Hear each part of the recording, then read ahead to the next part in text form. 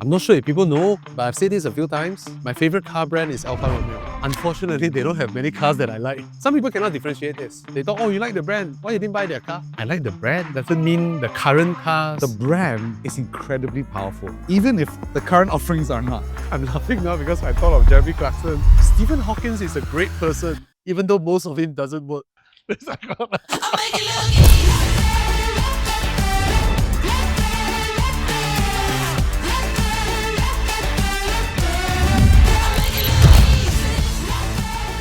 Welcome to our What's Your Story series, where we get our friends to share their stories on how their journey with cars began.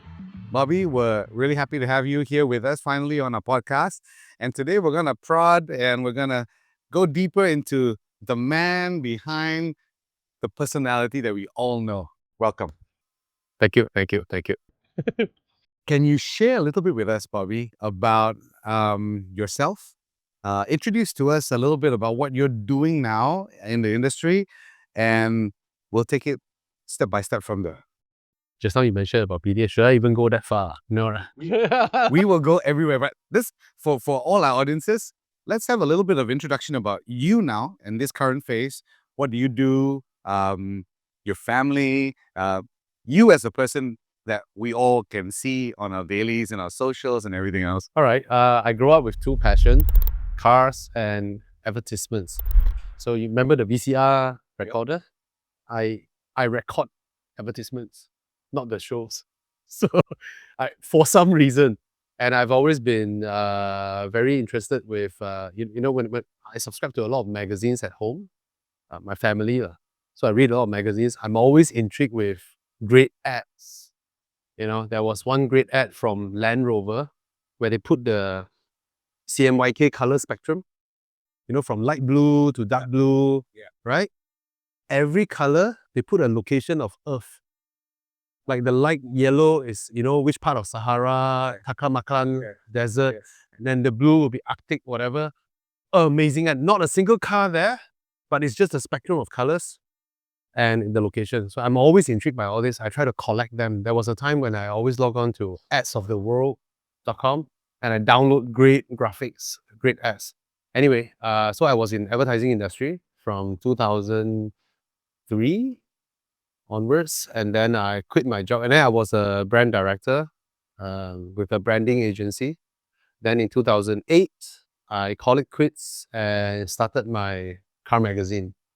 I have my dream job, but I was Chinese educated.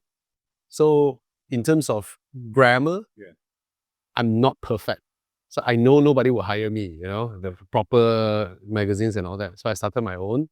I've not been in the print industry. So I had to go and find printers and all that.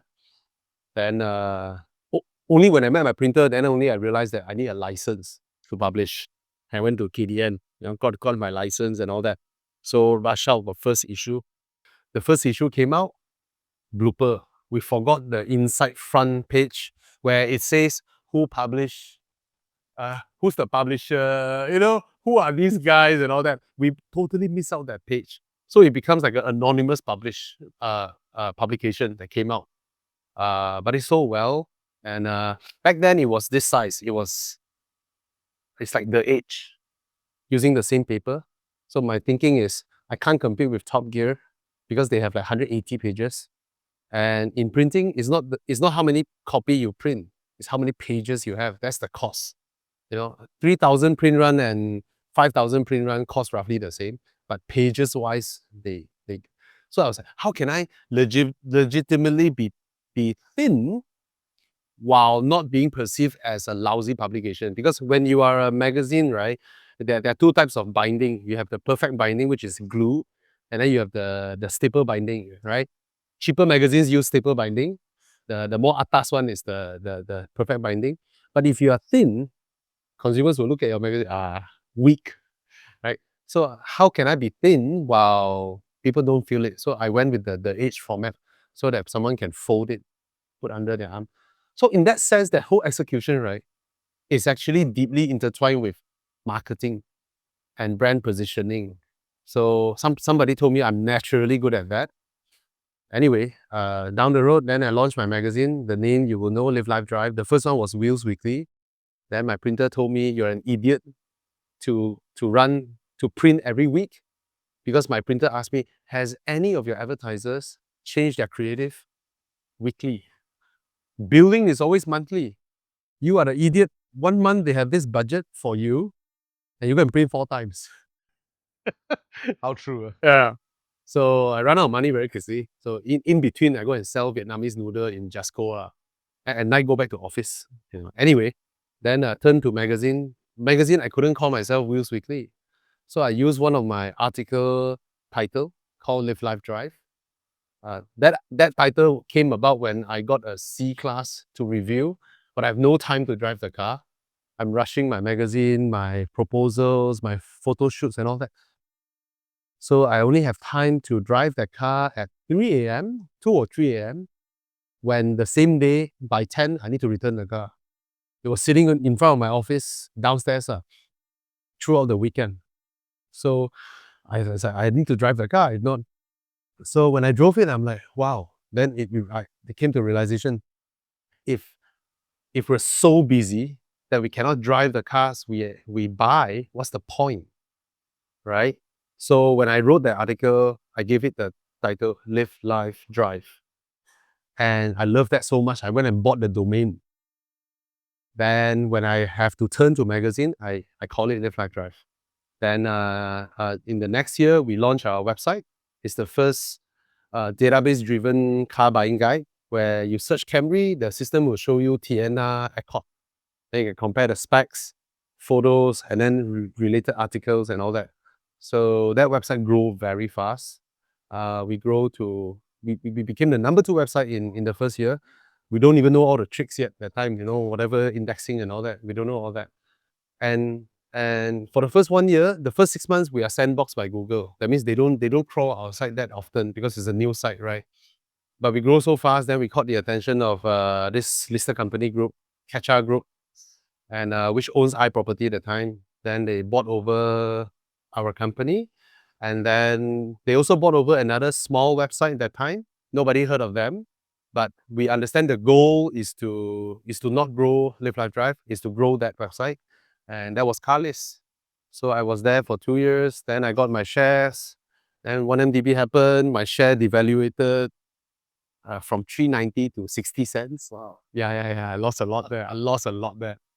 But I sold everything. Like the day my escrow period ends, the next day I sell everything. Even though everyone told me, hey, don't sell, the value will go back up. But for me, I had nothing back then. And you know me, Yes. right? And Yes. to suddenly have a little bit of something, I don't care. I sell everything so I can focus on Aurizn, which is my current project. So I've been with Aurizn ever since. Now I'm still highly passionate with cars, just that most of my clients are from the property sector. Because so they come to me, want to tap into my audience. So now with my group of team, we are sizable, I would say. We are already an old timer. We reach out to about 11, 12 million a month. Our total fan count about 800 over 1,000 across platforms. Like that, surviving since. Why don't you share a little bit about Aurizn and what's the philosophy behind Aurizn, so that we understand, Okay. as a company, where is it positioned as? Okay. In media speak back then, when back then it was the website world. So on websites, right, you need to attract your audience. Before websites, it's magazines. Magazines has printing costs. So in order for you to survive, you need to identify your niche, because you can't be printing everything, right? Costs a lot of money. So that's why you have golf. That's why you have fishing, you have cars, you have computers, watches, right? But actually, the reason it was silo like that, to look as though they are they are experts in their field, solely because of print costs. You can't be printing that much, right? So from there until website, then we go into social media, blah blah. So I can feel everything is changing. So I can't just survive on cars alone. In fact, it was from my drives. I mean, you are the one who guided me on weekend drives. You're the guy who started it. So, so when I meet my audience, I'm like, hey, these are the same people who buy watches, who buy Enjoy the same things. who buy cars, who buy houses, right? Anyway, Yeah. so why should I silo, right? So how do I do it? Then I was like, okay, we call it vertical platform back then. If you're car, you're vertical. You're watch, you're vertical. So the other word will be horizontal. So I was like, okay, Aurizn, but I don't think I can get the domain. So I went and checked. Oh, an Australian mining company owns Aurizn. Aurizn. Okay, let's take out the H. Aurizn. Somebody took it. I tried my best. At the end, I arrived at Aurizn, Aurizn, even though a lot of people like Aurizn, And the best part is I want to focus on mid-high end, right? AU on the elements chart is gold. Somebody pointed that out to me. Yeah, the higher end of everything, horizontal, So that's how the name came about. So Aurizn will be there, and then under Aurizn we have Automotive, Evo Malaysia, Estate Malaysia, Kara Malaysia, and all that. Those are the websites, vertical. But on social media, I combine them because you are speaking to the same person. There's no need to have individual social media. So that's my strategy.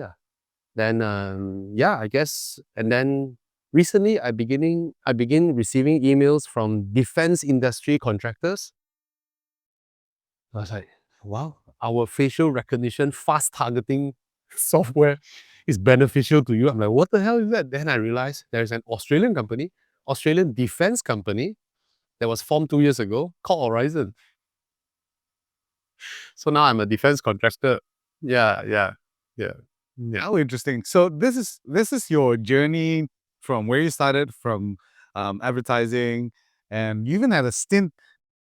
I recall back in the day you were sharing how you were also really good as a person who not only is good at advertising, but in terms of sales ability. Remember, you want to touch in a bit on that? Oh yeah, I've always been a salesman. Um, I don't have much pocket money growing up, so ever since I was 16, I work every single weekend. I even lied. They say, "Oh, minimum 17." Yeah, I'm 17. So I was selling electrical appliances, perfume. Perfume is the one that I work quite a bit because you earn money there. Electrical appliances are not much. Um, Electrical appliances you earn when you cheat. Oh, this is very complicated. Maybe I come to your house, I charge another 300 or inside the pocket. Anyway, perfume. Yeah, I was selling perfume. So I'm hyper aggressive. We have a customer who agreed to buy. We'll take out that little form and then they sign and take their credit card. Then we go to the cashier counter and queue up and pay and come back and give them the things, right? I run. I never walk. I never walk. I run. And then this cashier has a lot of people queuing. I will go downstairs. I'm always running. I never walk. This was at the department stores, right? Yeah, I remember how they used to be sold back then. Yeah, with a little Metro Jaya, Isetan, I never walk. My mind is always at it. If I can save a few seconds here and there, it adds up. Yes. You know. So I've always been like that. And then even selling PDA at Mid Valley, I was after I graduated in secondary school, I sell PDAs first. Yeah. So I never go for lunch. Never. Because I understand lunchtime is when people come down, they have time to look around. So I always just order from the food court if I'm hungry lah. Then run over, collect, run back. I'm always like that, right? So doing sales, even when I work in AC Nielsen, calling, surveying, uh, I would dial, call. If that person what being difficult, I will immediately cut off and then dial the next number. I won't waste time. My friends, right? A few phone calls, kena scold. Hey, let's go smoke lah. Then take the lift downstairs, MBPJ there, go outside smoke, then they come back up. I never. So we work for 1 week. When it comes to paycheck time, it's like, we all earn 1,001, 1,002. Why Bobby earn 2,004, 2,005? Because I don't thrust. Yeah. Cut off, then next one. Like that. I'm like that.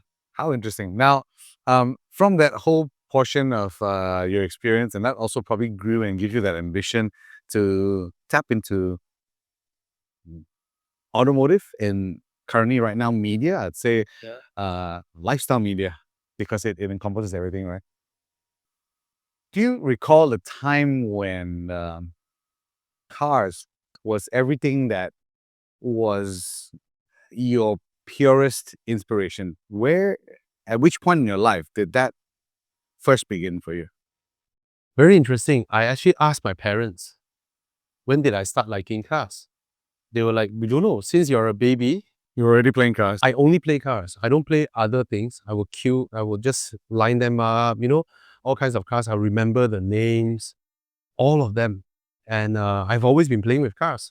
And back then, those Matchbox or something is like 3 ringgit. So my parents sometimes, 1 week, maybe they'll buy me one, sometimes one month, one. And my father told me this. He said, because both my parents' office were in Taman Tun. So the old side of Taman Tun used to have a Jasco. You will know, right? There's a parking lot in front. So my dad said, right, when I was still small enough for him to carry, the parents will carry, then the child will sit there, one hand behind the father's neck, then turn the side like that. Right? He told me, right, just by walking, full of cars, right? He said I can identify cars with the roof line. Just the roof line alone, I can tell, oh, Nissan Bluebird, whatever. I can tell the cars. Was your dad a car person? He is. So that's where the influence first started. Even my grandpa. Yeah, my grandpa had Jaguars. Okay, my grandpa, he arrived Singapore in 1930, 35, 35 or 36, when he was 13 years old. War in China, right? Then my great-grandmother put him on a boat alone, don't know anybody, then to Singapore. But he grew up rich. He's from a hyper-rich family in this small island called Island of Music. So in China, there's this island called Xiamen. Out of Xiamen, there's a small island called Gulangyu. But if you search Island of Music, China, you will find that island. Everyone has a piano at home. Everyone knows violin, knows whatever back then, because it's all missionary schools. So it's part of the syllabus in school. And only the rich people stays there with their mansions and all that. So my grandpa grew up, he can read and write English. Wow. And the name given to him by my great-grandmother is David Ang. Wow. 1923. 1923, his name is David Ang. And his Chinese name is Hong Da Wei. Da Wei is the Christian translation of David Star Wei. So that's his name. So when he arrived Singapore, he got a job, Then I think he bought his first car when he was like 17 or 18. I think he said he bought a Jaguar. At how much in Singapore? He drove up to KL. He can sell the car and earn money. That time got no paper, nothing on. An entrepreneur already. They're selling a bicycle, right? Yeah, he's a natural trader. He brought in before Mattel officially established in Malaysia, he brought in Barbie dolls and Hot Wheels. He brought in Avon into Malaysia. Pigeon baby product. My grandpa brought it in. Okay. All familiar names. Yeah, he's the distributor lah. He will travel all over the world and bring in things and sell. But you say he started in Singapore. So did he move to Malaysia, or he based from Singapore and then? So last time we were one country now. Yes. Right. So people around this region always move between Singapore, KL, Palembang. Always. So he's also like that. Always trading around this triangle. That time where got paper, right? So he's always like that. I think my uncles are born in Palembang. And my father all switch schools between, depending on where got job, they work. Then my grandpa opened a big factory in Penang. Then my father followed him. That's where my father met my mom. Then Malaysia split. Then my father lost his identification. And he just Chinsai register. So he's the only one out of my grandpa's family who is not Singaporean. The rest of them are Singaporeans. My father is the only one Malaysian. So I'm glad lah. So my grandpa has his fair share of Chevrolets. I don't know whether he owned a Cadillac before or not. Ups and downs. I heard his story. Yeah. Then my father had Alfa Julias, Mazda Capellas, what else I don't know, biker and all that. Wow, wow. So that's where it all first started, right? My mom had an Alfa. Oh, your mom as well. Oh, back then. Happening, huh? GT Sprint or something, I don't know. Then my father had BMWs, Mercedes two-door. Oh yeah, my Audi came from my father. Okay, before he bankrupt in 97, he had a two-door 300 CE and an Audi A4. Okay. 1.8. Yeah. Non-turbo. First gen Audi A4. I love both cars. That was the one you drove. Yeah. I still remember it. Yeah, it was a dark color. Yeah. Yeah. Dark red. Yes. That's mine. Okay. My father's one is blue. Yeah. So when he bankrupted in 97, the cars were taken away and all that, right? And I was like, I'll buy them back. So when I'm about to buy my first car, and I look at the price of the 300 CE, oh, cannot afford. Still about 150 or 180, I forgot. But the A4, 50K or 1998 Audi A4 1.8 turbo. That time Waja just came out. Myvi just came out. Yeah. I was like, okay, maybe should play safe. But I imagine 6 months down, on the day you have to pay your loan, you look at your car, fucker. Better be something you like, right? So I bought the A4. Second day broke down. Call my friend. That time my salary 1,700. My installment is 800. Call my friend, bro, you got credit card? Can you help me pay first? I pay you back slowly. So non-stop, man. Non-stop, man. Everything that can be replaced in the engine bay, I've replaced. Turbos, radiators, the gearbox broke down 3 times. I overhauled. Was it the 1.8T? 1.8T, the notorious ZF 5-speed back then. B5? B5. Yes. So the gearbox broke down. I even survived 1 or 2 months without reverse gear. And I'm doing sales. So when you lost your reverse gear, right, your brain went into hyper analytical mode. To find alternatives to No, every place you go, right, you look for slopes. Even the slightest slope, right, you can detect. Okay, I can park here. So later I can reverse to go out. Only side parkings on the roadside. Well, I tell you, your brain went into crazy, man. I survived about 2 months doing sales without reverse gear. That was my pedal box arrived. My other stuff's arrived, but I haven't have enough parts to do the manual swap. Eventually, I became the first Audi A4 B5 in the country to do a manual swap. So after change to manual, perfect. No breakdowns ever since. I had that car for about 8 years. Yeah. That's when I first met you, when you were driving your A4. You know, I'm just laughing in my mind right now. You know why? I have to say, you still have balls of steel because that's when you first started with a Conti, right? Back then when, it was probably the biggest risk. You didn't know workshops. And the worst era to buy Conti. What's the era to buy the Contis as well? I was figuring this, to buy a Junga, oh shit, there's so many things that you have to fix up, right? And you don't know. And you just started working also in sales at that time, So, money side, and if I take that stamp of time and move that to today, how many Continental cars do you have now? I only have one Japanese, my Toyota Crown. Other than that, my Audi, my BM, my Aston, my Porsche, my Fiat. Fiat, I got no time, really no time. Yeah. And you picked every one of them that's special in their own different ways. Yeah, man. Yeah. Yeah. You love pain, don't you? I think I'm the kind of person, see, when I was in Sabah with my Aston, looking at the river, luckily my wife is,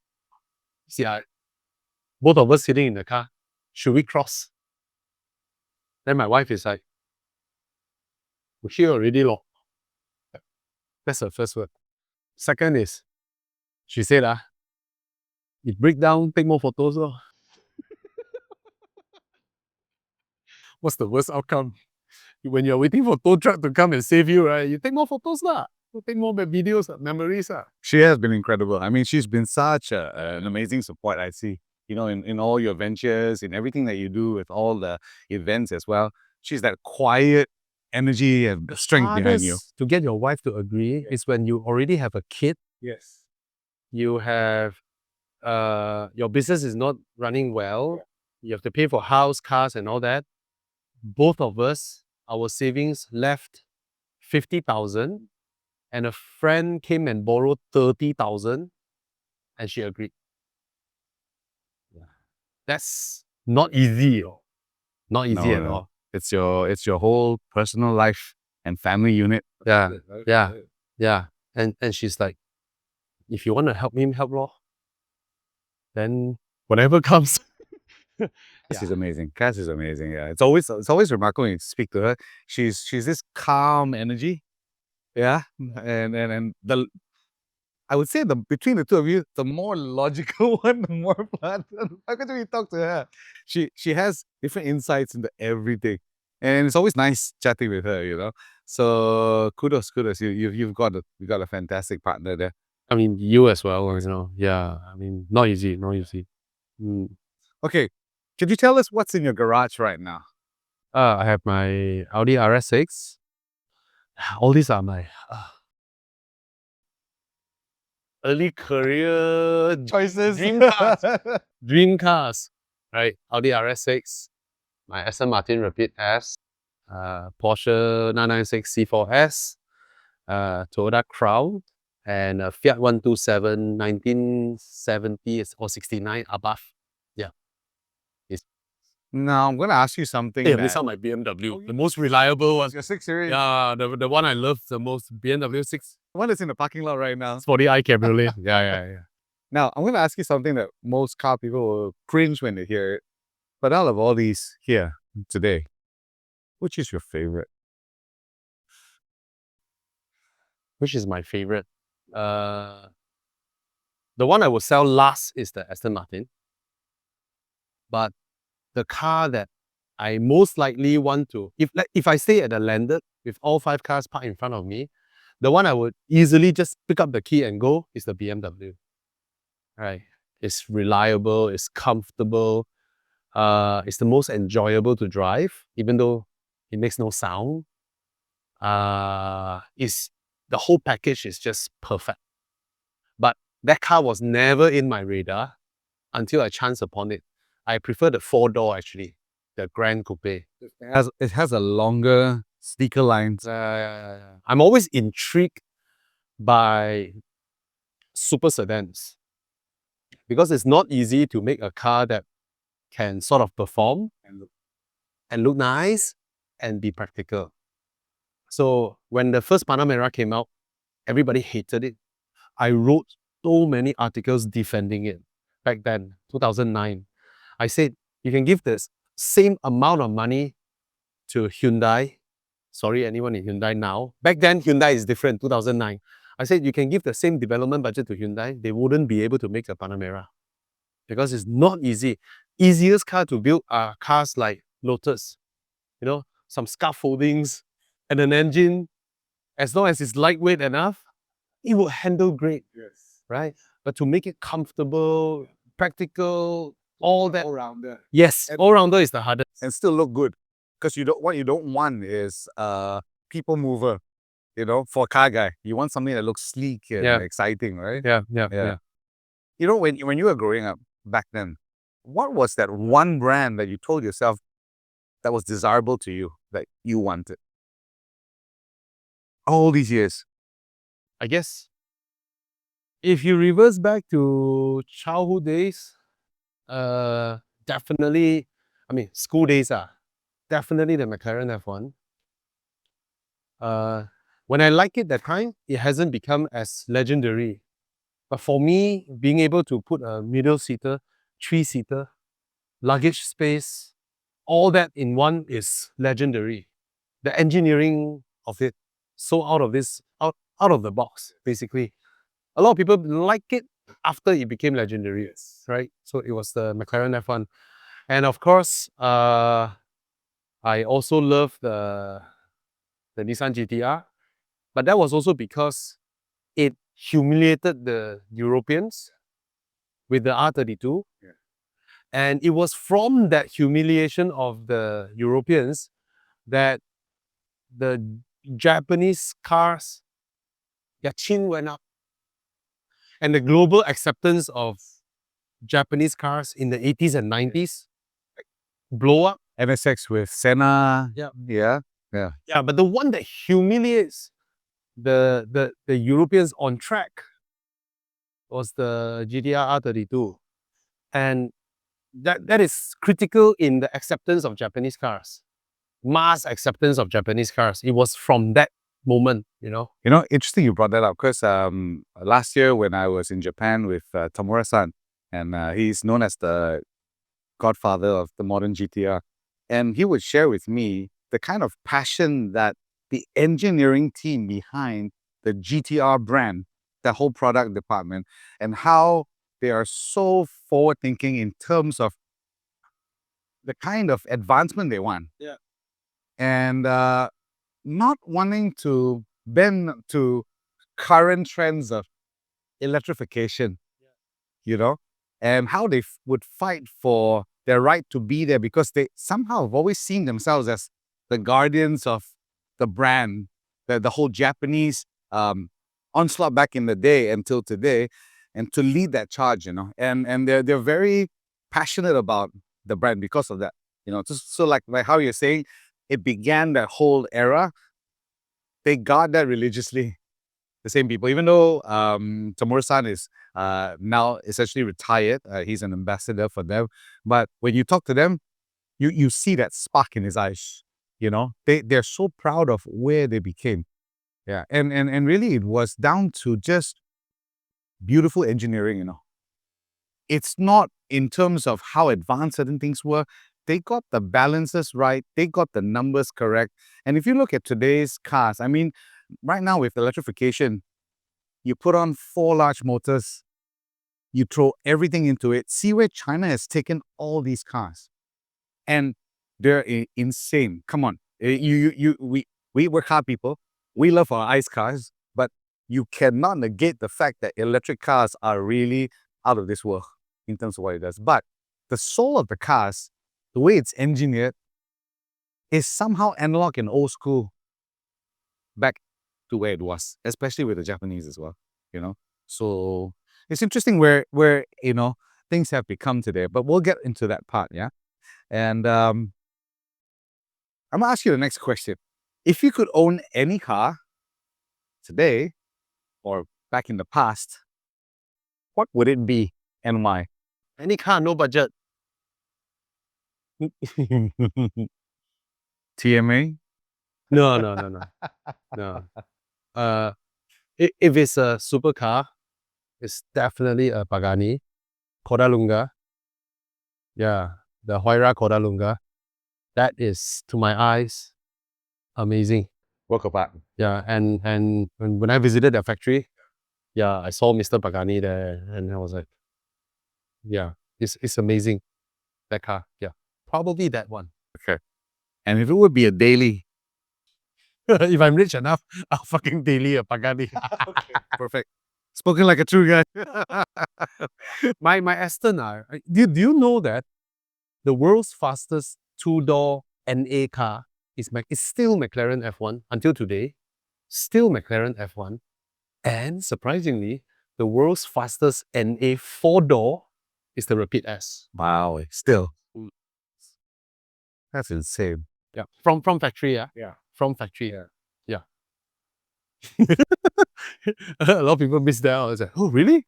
Yeah. Yes. I wonder that'll be your last car you'll ever sell. Where do you see the future of cars heading in the next decade? I think people will come to realization that first they need to rein in the politicians. Oh. All right? It's the idiot politicians asking for votes that culminated in the whole fiasco in German car industry now. Because the German party couldn't get a majority. They tried to appeal to the Green Party back then and appeal about, oh, we will discontinue all ICE cars come to 2035, right? So this happened around 2016 or 17, you know, when Merkel stepped down. So a lot of readers asked me that time, wow, no more ICE. Then I told them, never underestimate a democracy government's ability to U-turn. right? We have seen it. Exactly. But the problem is, car making needs to plan 10 years ahead. Yes, it does. When they make this kind of declaration, Volkswagen stop development of their ICE. Everybody go all into EVs. They have to, by hook or by crook, right? And when they go all in, they come to the level playing ground with the Chinese, where the Chinese are far ahead. That's when they realize they're in trouble.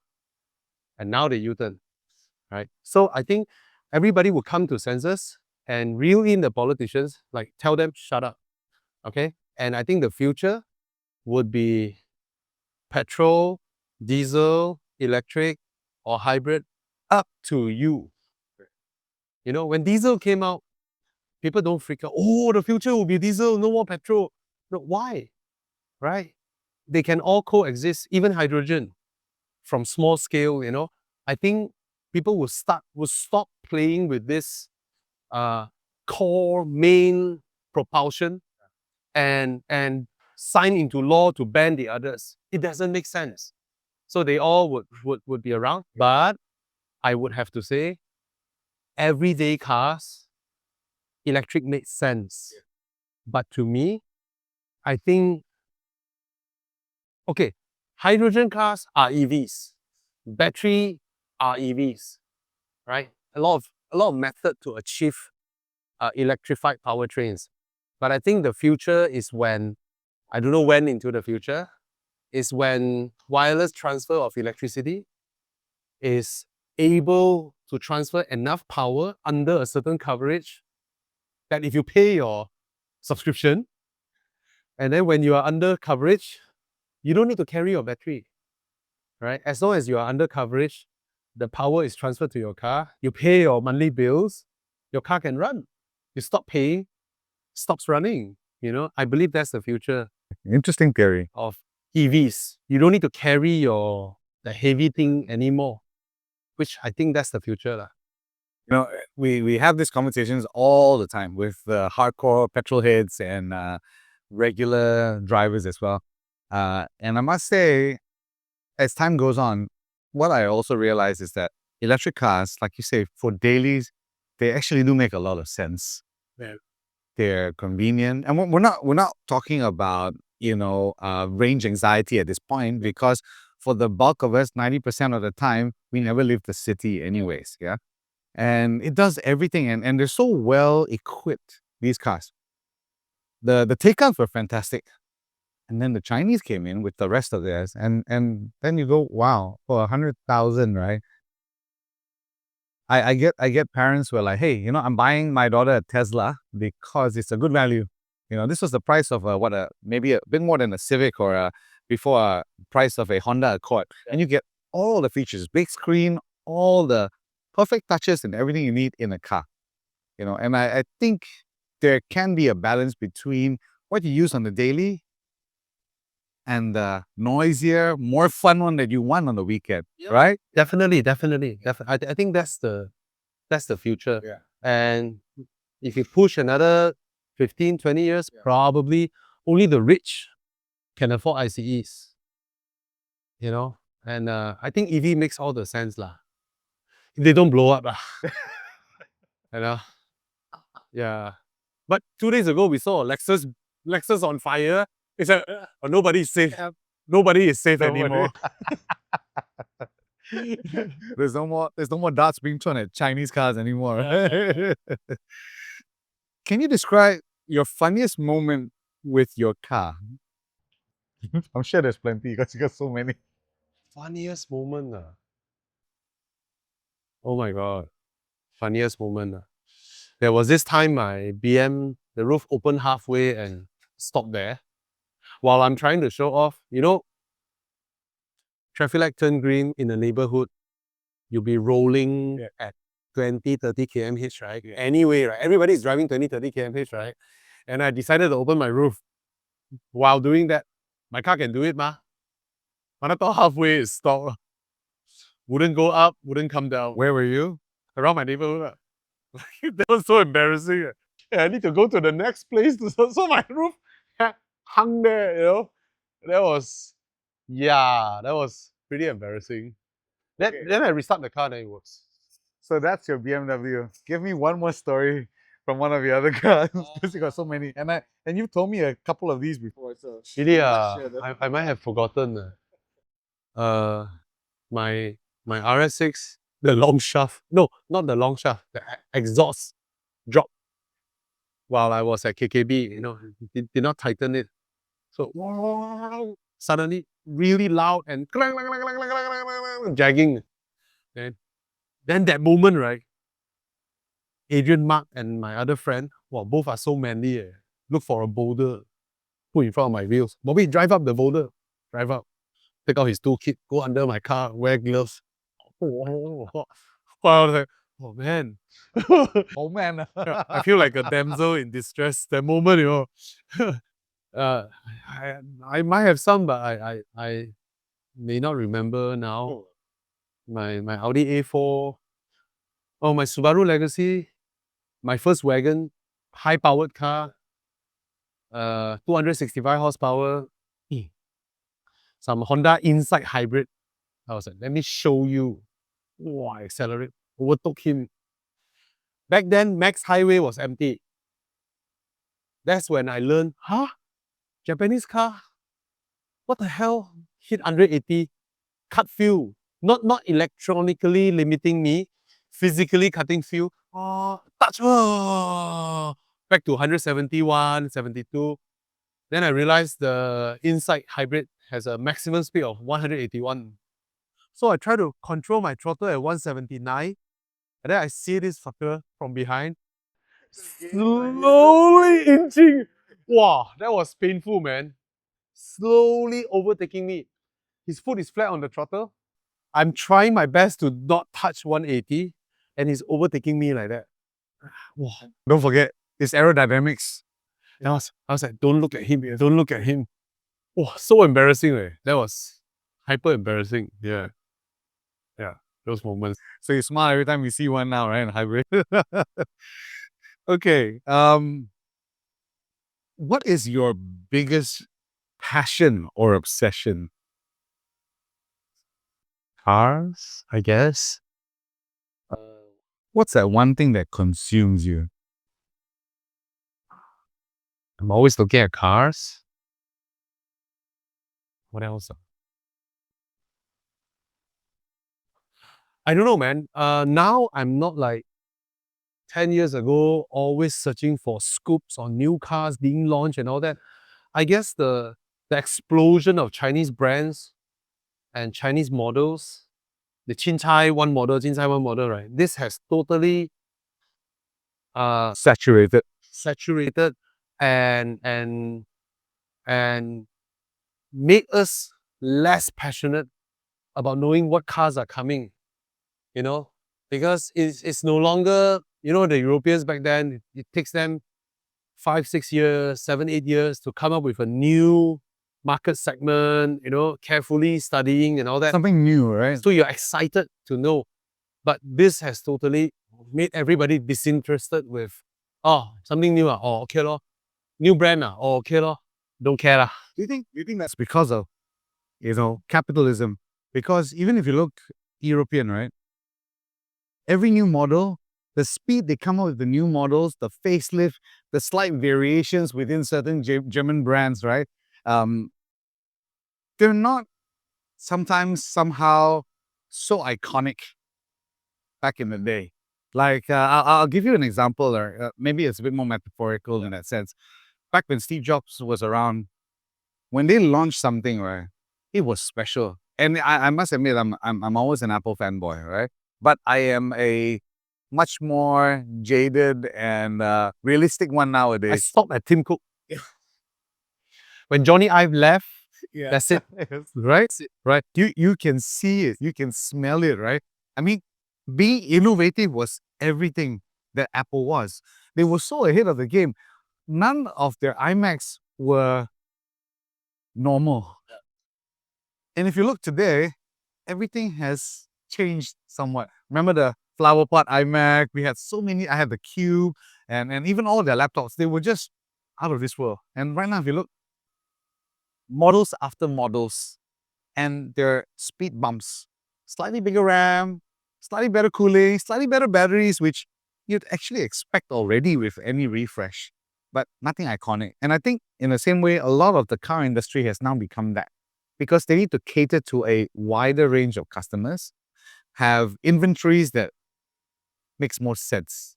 The sad thing is the innovation now in the car industry are coming from the Chinese. It's all from them, and we haven't received those cars yet. You know, there is absolutely crazy. I think the explosion of brands from China, right, is a strategy, because in order to go global, you are competing against legacy brands. All of them have so much brand story. The Chinese brands have none. So since I have none, why don't I just create a dozen and blow them out, saturate the market? People no longer care about what logo is what. When they don't care about the logo anymore, they look at the actual things that they are getting. Training everybody to look at a car without looking at the brand, that will be what that will kill the premium brands. And that's actually what's happening now. But also, the Chinese brands are so innovative. You see, when you have an EV, you have an electrical architecture that can support a lot of other things, which a petrol car wouldn't be able to. They don't generate as much power to power all these kind of ancillary features, right? But it's the Chinese cars that thought of, hey, why don't I have a camping mode? You know, where all the lights are off, doors are locked, but the aircons are running, and it circulates air once in a while, so you can sleep in your car. The European AVs, none of that. Taycan, iX, and all that. They're so, to them, a toilet roll holder is a toilet roll holder. It's the Chinese who come up with, my toilet roll holder should have a power bank integrated. It's the Chinese who come up with all this nonsense. And yeah, they are innovating now. Not the Japanese, not the Europeans. Everyone's playing safe, and I think not being able to sometimes think out of the box for fear of, I don't know, incurring a certain risk, right? That blocks innovation. Yeah. There was an era back in the time where German cars, Italian cars, man, they made iconic cars. You looked at them and like, shit, you don't even know if it sells, but damn, you want one because it's so wild. Lamborghini with its Diablo back then, right? The Countach, all that. And right now, even with all the more premium supercar brands, you see this proliferation of generally acceptable car versions. I think that's because back then, in the naturally aspirated era, let's say this is the ceiling of technology back then. This is the ceiling. 4 valves per cylinder. And then Audi and Ferrari, 5 valves per cylinder. It pushes the boundary up, right? And then the Japanese introduce the Atesa 4-wheel drive system, right? That will all be iconic moments, right? So that's what makes them legendary back then, because you're pushing the boundaries. So in the turbocharged era, I know. Oh, you see, Porsche back then, the S variant meant something, because on the same engine, to squeeze another 25 horsepower takes a lot of effort, hence the 20 horsepower gain. But in the turbocharged era, everyone will be, are you trying your best? Is that the best line of code? Why am I also getting 20? Yeah. Right? In the turbocharged era, you could have bumped 100 easily with the line of code. But at the end, the physics are still there. You need a larger turbo, you need, and all that. And then in the electrification era, it's even crazier, right? So more power or more capability is no longer that special, because nobody is pushing the boundary. Right now, when you hear of 1,000 horsepower, 1,200 horsepower, 1,500 horsepower, you're like, I don't really care. Everyone can do it. The Chinese can do it, so I don't care, But what's interesting for us is that when we see Koenigsegg launch their hypercar with a unique automated and manual capable gearbox, it's stuff like that you Koenigsegg is the one that's doing. It goes like, wow, they did that. They just they played outside of the sandbox where everyone is and came up with something that, let's be frank, honestly will not be feasible for all of us, regular people for daily drives, but for what they've done, it's again iconic, innovative, and outside the box. I need to take back my Koda Lunga. I totally forgotten about the CC850 just now. That is what I would have answered people in a calmer setting. It's the CC850. I mean, Koenigsegg is the legendary, the Gemera. Yes, Jamera, come on. I think he's the only one who is pushing boundaries now Outside of the scope of what you would think is normal, and breaking the record of Rimac. Yes. When Rimac is an EV, I'm like, hey, that's not EV, with a petrol combustion car, rear wheel drive. Yeah, you gotta hand it to Mate. He is fantastic. He's innovative, he's brilliant. But to see them going and competing at it, we are now excited. Yeah, he's nowhere near We Christian can't from afford the Koenigsegg. hypers, but we're looking at these guys going in and we're like, come on, Rimac, come on, Koenigsegg, and let's see where you guys go. Yeah, I have to give it to Koenigsegg. Right? Yeah, I'm sorry. It will be a Koenigsegg. Off my head just now, totally. Yeah. Okay. What is your biggest regret? And what have you learned from it? In what? In life. We're talking about your story. That's the weirdest thing about me. I seldom regret. I seldom have regrets. You think it's because you seize the moment and you go for it all the time? Okay, there are many, many times where I was cheated or betrayed and what, right? But every time when these things happen, when I sat down with my wife and we were chatting, right? Both of us will be like, wow, thank God that guy cheated us. And we learned that. Thank God this guy betrayed us. And we learned that. And now we know. And deep down, it's like, wow, we are extremely thankful those things happen, which culminate in who we are and all that. Yeah. I think if you ask me what I regret, probably maybe I couldn't convince my father to do the surgery earlier. And because I promised him, I said you do your surgery on your leg. When it's done, I'll bring you on a trip. Because he has never had a proper holiday because of his leg and all that. And after he bankrupted, he never had the confidence at home. He wasn't a provider anymore. He was asking for money. And that time we just came out to work, right? We ourselves don't have much money, right? So that was a part where I felt it's very difficult for him. And after I earned enough, then paying him every month, taking care of him, his insurance, his everything. He was drawing the crown, right? Yeah, I bought the crown for him. I bought the Toyota crown for him. So, and I couldn't make it in time to bring him on a proper holiday before he passed away. Probably that's my biggest regret. Sorry to hear that. Yeah, no, I mean, then yeah. That would have been nice. He wanted to fix his leg and hopefully can ride his bike again. He was a biker. So I was like, wow, maybe I can buy him a bike. He's always wanted a 2-door Mercedes. So I was like, wow, once he's okay, I settle some of my cars, maybe I'll buy a CL for him. The CL or the S-Class coupe. The S-Class coupe too expensive. CL are probably about 100K, Wanted him to own something like that. And unfortunately, yeah. But you shared moments. You shared your stories with him. And we all can see that closeness. And then your kids, the way they adore him, I think these were very pivotal as well for him, Yeah. I think my kids, my son actually changed him. Because from 1997 all the way to 2010 or 11, he's this quiet figure in a corner who don't dare to demand anything. Just quietly giving to the household, preparing breakfast, washing the clothes, doing all the house chores, most of it, just quietly at home. Because that guilt in him. I'm not a provider. I'm not a provider. You know.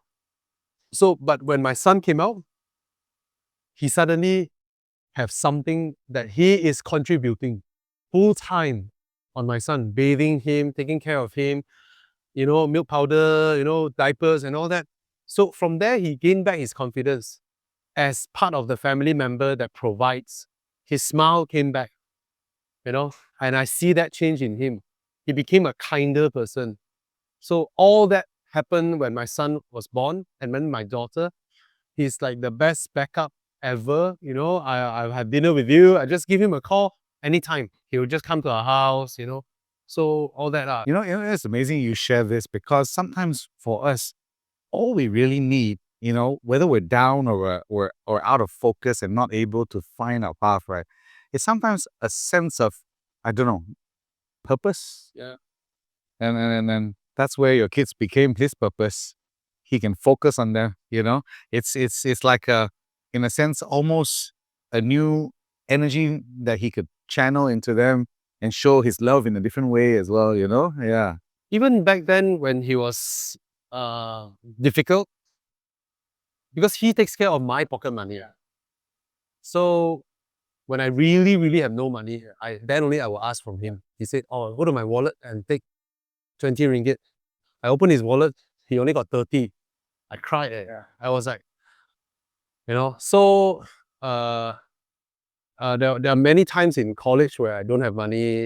In secondary school, I don't have money. That's why I do part-time jobs and all that. And Cass was my college mate.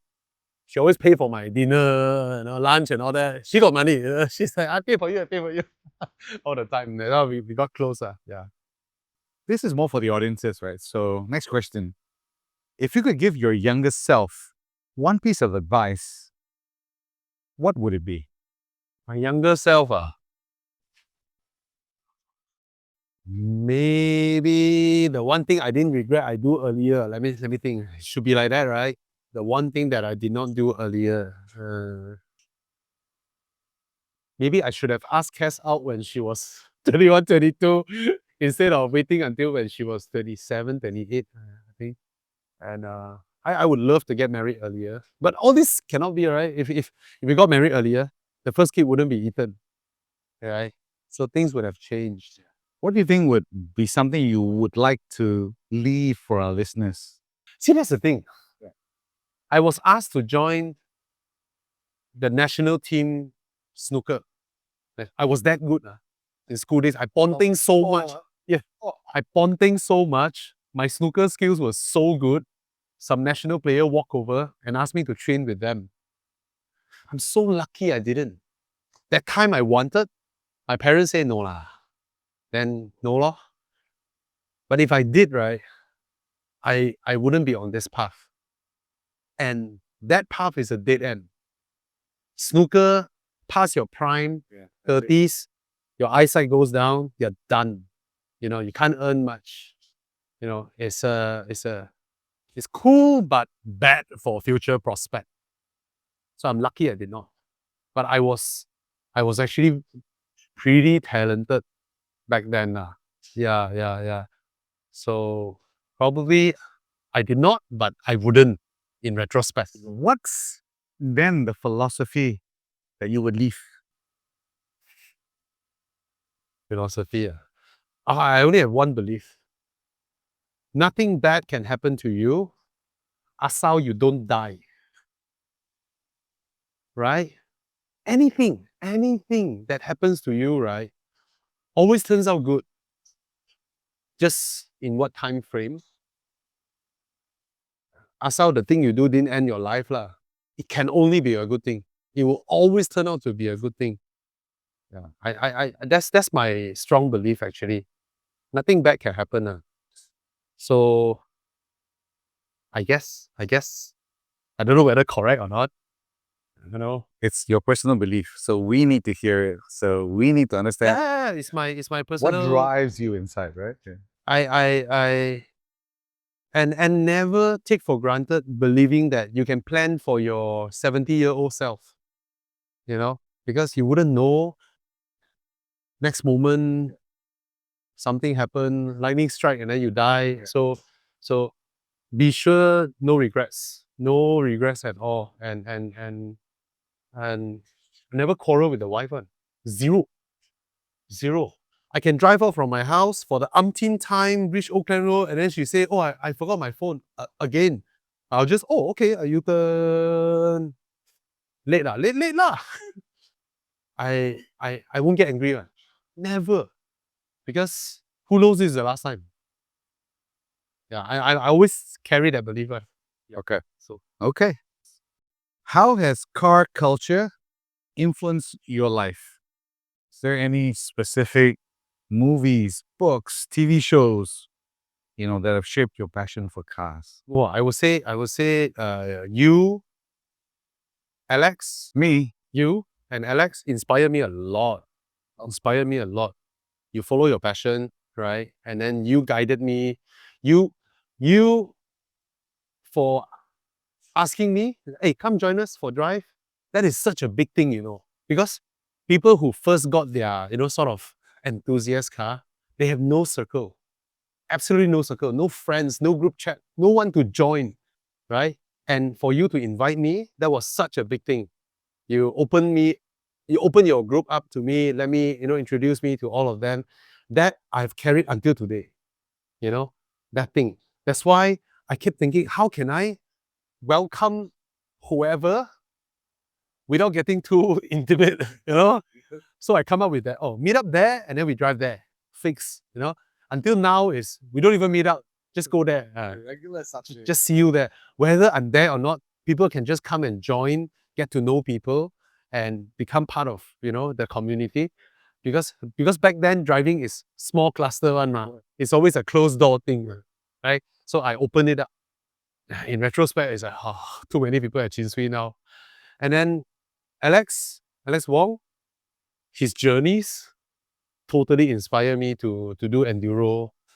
And I have to thank Ivan Kong as well, because my first enduro, I was so worried, and I gave him a call. He came over to Oakland Road, sat down with me for 2 hours inside a Honda dealer waiting lounge, and he gave me his advice about planning, and all that. So that gave me some confidence to plan enduro. And that is what I still believe now. I welcome anybody which come from you, and let's go places together, explore new places together. And for me, seeing them come back, learning how to do all this, bringing other people go, and then the routes we explore, those hidden routes we explore, we publicize it, and then we see, even Porsche Group go look for those places and go. That is so nice. And now I see so many people doing all this travel. They dare to do it. That's important. Because at the end of the day, right, we only live once. And if we are a car lover, explore more. And I always say, right, see more, hear more, and create more memories, right? I think that's my fundamental belief. And then suddenly look back, all this comes back to Live Life Drive. Full circle. Yeah. It's like what I believe. And yeah, I think I have to thank you. I have to thank Alex, Ivan, all these people that inspires me lah. I don't think any thanks is needed. I think this whole idea of a community being able to share a passion, right? And if we keep doing this, the community continues to grow. Otherwise, it ends. And not just that, if you, right, as a person, right, someone opening a car wash, come and ask you, and you happily share. You are that person who just don't mind sharing, right? Hey, I carry that. There was a period of time, I remember when GC Ma first joined the industry, right?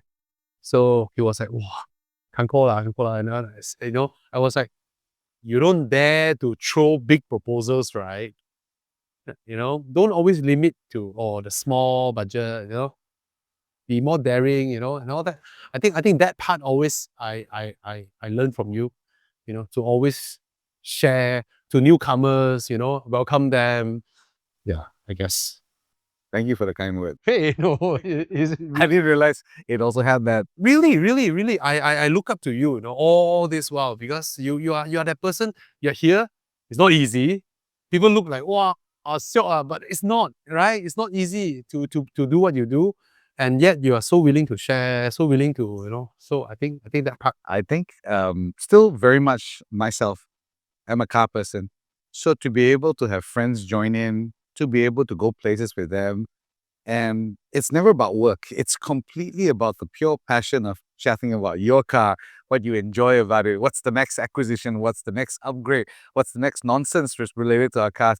It's something that is fantastic. You know, when we go do our drives, whether it's to Gotong, back in the day when everything was all clear and you know, we didn't have roadblocks or people spotting you around roundabouts and stuff, right? Yeah. When it was a lot simpler. This was also the era where, you know, back in the day when RWB was also even simpler. It was just a small private build, couple of friends, no politics, nothing. And it was just very, I think it was very pure, you know. But you know, as the community grows, you've got a lot more diverse people joining, and everyone has a different sense of their objectives or their interests, and things sometimes do gets a little bit muddled up sometimes, the objectives. Pretentious car guys. And naturally, because I think when you have people coming, you have a wide range of people coming. You never know. That's why we always had the group small in the first place. There's always a core group of friends. But in our drives, we still inculcate that. And we always extend the invites to the people that we know so that we can always keep the place safe. Because we really don't want the politics involved, because there's no commercial gain from this. There's nothing. It's just when we drive, you know, people say, hey, you know, you're driving and it's ADS and, you know, it's a good way to publicize your business. I said, no, I don't talk work when during our drives. It is strictly to encourage a lot of our clients to bring their cars out, which is back to your philosophy of live, life, drive. A lot of us live life, but the cars only drive to work only. You know, the weekends are just back to our task for parents, right? Send the kids here, swimming lessons, whatever. And we don't get too far with our cars. So to be able to enjoy them, I think it's a privilege. And we're in Malaysia. If you look across to our cousins over in Singapore, there are very limited places to drive. They come to Johor to drive, right? They're on the opposite. So we need to enjoy our drives, you know? What would be the one thing most people would not know about you? Wow, I'm so transparent. Should have kept something. Sure, there's something. Don't know about me. Yeah. I'm not sure if people know, but I've said this a few times. My favorite car brand is Alfa Romeo. You have posted a lot of ones on that one. That's the only car logo I will happily wear as a t-shirt on me. Not Audi, not Aston, not BMW, you know. But unfortunately, they don't have many cars that I like. Some people cannot differentiate this. They thought, oh, you like the brand. Why you didn't buy their car? I like the brand. Doesn't mean the current cars. You know, I just had this conversation about a week and a half ago with well, some parties which will for now remain unnamed until things happen along the end of the year. But I said this to them. I said the brand is incredibly powerful, even if the current offerings are not. Yeah. The brand will forever live because it has such a lofty legacy from behind that you just love the brand, you know? And Alfa Romeo is one of them. Sorry, I'm laughing now because I thought of Jeremy Clarkson. Stephen Hawkins is a great person, even though most of him doesn't work.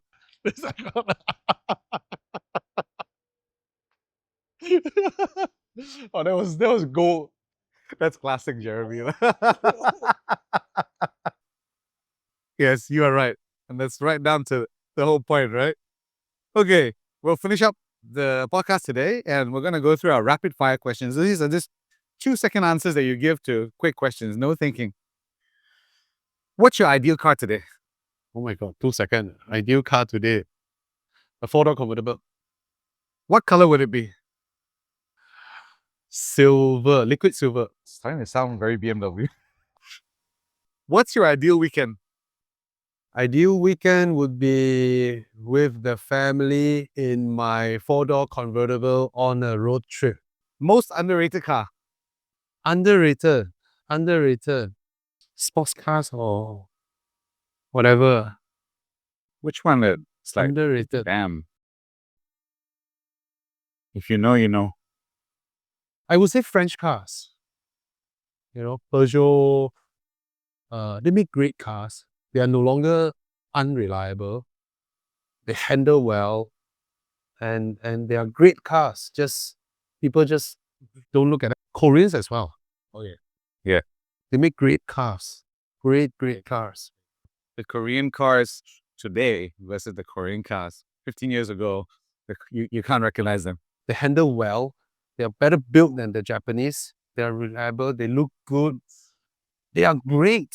Features wise as well, they're great. They are well built. Okay, French still iffy in terms of build, right? But the Koreans are so good. Yeah, but yeah, underrated. Which is more important, the car's interior or exterior?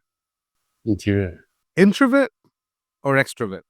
Okay, first of all, I don't really subscribe to this clean cut in between, but I'm someone who, even if I met you for the first time, but if we can talk, you can ask me anything, I will tell you everything. I don't hide. But I can go to a party and 10 datos there, and I don't feel like talking to them. They can't even get me to toast one. Nah, I'm not drinking. I don't care. I'm like that. So I don't know. I won't join in the hoo-ha. You're mostly an introvert, man. I guess I don't do the hoo-ha. But if you sit down with me, even though we're first time meeting, you can chat with me, whatever. If the energy is right, the connection is there, it works, right? Okay. All right. Introvert. What's your favorite hobby? My hobby, driving. Driving long distance. Driving, yeah. Enduro. Go places I've never been. Yeah. In Thailand. Go to rivers in your Aston Martin, repeat. Yes, yeah. I won't go back there anymore. All right. That caps off our podcast. Thank you. Thank you, bro. Appreciate it. Good podcast.